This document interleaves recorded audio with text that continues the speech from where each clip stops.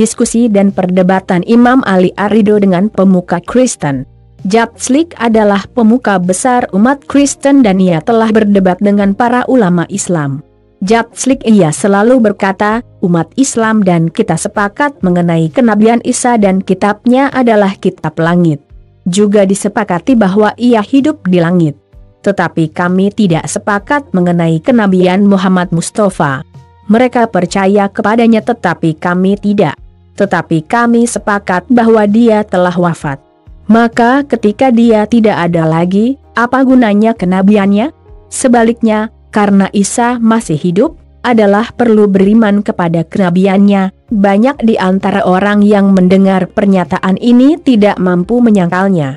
Atas perintah Khalifah Ma'mun, suatu ketika orang ini menemui Imam Ali Ar-Ridho dan memulai perbincangan.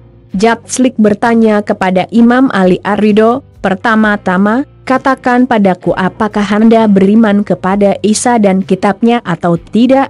Imam Ali Ridho menjawab, aku beriman kepada kenabian Isa yang telah membawa kabar gembira kepada para sahabatnya mengenai kenabian Muhammad Mustafa. Dan aku bersaksi bahwa Taurat yang menyebutkan kabar gembira ini. Tetapi aku tidak beriman kepada Isa yang tidak mengakui kenabian penutup para nabi dan kepada kitab yang tidak menyebutkannya. Segera setelah mendengar kata-kata ini Jad Slik tidak bergeming sedikit pun. Kemudian Imam Ali Ridho berkata, kami beriman kepada Isa sebagai seorang nabi yang telah membawa kabar gembira mengenai kenabian Muhammad Mustafa. Namun, Anda telah merendahkan Isa dan memandangnya butuh akan doa-doa dan puasa. Jad Slik berkata, apa maksud Anda? Imam Ali Ridho menjawab, dalam keyakinan Anda dia adalah Tuhan itu sendiri, maka untuk siapa dia berdoa dan berpuasa? Jad Slik diam 1000 bahasa tidak memberikan jawaban. Setelah beberapa saat kemudian ia berkata, jika dia bukan Tuhan, bagaimana dia bisa menghidupkan orang yang sudah mati, mengobati penyakit kusta dan menyembuhkan orang buta? Siapa yang dapat melakukan ini selain Tuhan? Imam Ali Ridho berkata, ini tidak terbatas hanya kepada Isa. Ini juga dapat ditemukan pada nabi-nabi lain.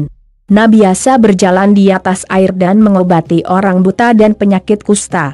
Nabi Hezekiel menghidupkan 35.000 orang setelah mereka mati selama 60 tahun. Nabi Ibrahim menghidupkan burung. Dengan doa Nabi Musa, 70 orang hidup kembali di Gunung Tur. Demikian juga banyak juga orang yang hidup kembali setelah mati dikarenakan dia Nabi Muhammad Mustafa. Apakah semua nabi ini berhak memperolehnya ketuhanan? Menurut keyakinan Anda? Mendengar semua ini Jad Slik terdiam 1000 bahasa dan akhirnya menerima Islam. Perdebatan Imam Ali Ar-Ridho dengan Rasul Jalut. Seorang pendeta Yahudi membangga-banggakan ilmunya. Suatu hari ia menemui Imam Ali Ar-Ridho dan mengajukan berbagai pertanyaan kepadanya. Terjadilah perdebatan yang sangat panjang. Imam Ali Ar-Ridho bertanya kepada Rasul Jalut, apa bukti yang Anda miliki bahwa Musa adalah seorang nabi? Rasul Jalut menjawab, dia melakukan perbuatan-perbuatan yang para nabi sebelumnya tidak lakukan.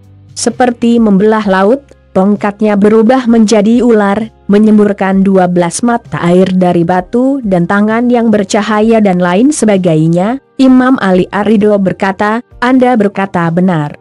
Pertanyaan Anda menunjukkan bahwa seorang nabi harus menunjukkan suatu perbuatan yang orang lain tidak mampu melakukannya. Rasul Jalut berkata, tidak diragukan lagi. Imam Ali Ridho kemudian berkata, jadi perlu bagi siapa saja yang menunjukkan perbuatan seperti ini harus diterima sebagai seorang nabi. Rasul Jalut menyela, tidak.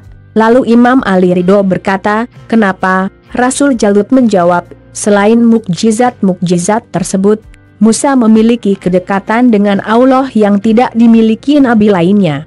Maka jika seorang menunjukkan kepada kami mukjizat dan perbuatan serupa, kami tidak dapat menerima kenabiannya. Imam Ali Ridho berkata, baiklah, katakan padaku apakah Anda beriman kepada nabi sebelum Musa? Rasul Jalut menjawab, iya. Imam Ali Ridho berkata, tetapi bagaimana ini bisa terjadi?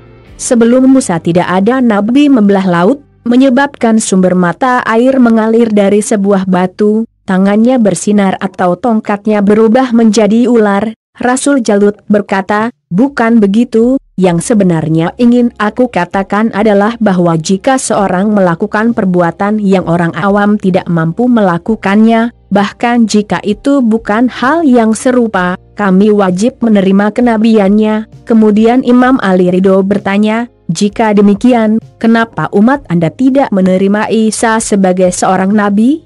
Dia juga menghidupkan orang yang sudah mati, menyembuhkan orang buta dan kusta dan membuat seekor burung dari lempung lalu menghembuskan kehidupan kepadanya." Rasul Jalut menjawab, "Kami tidak melihat dia melakukan perbuatan seperti itu.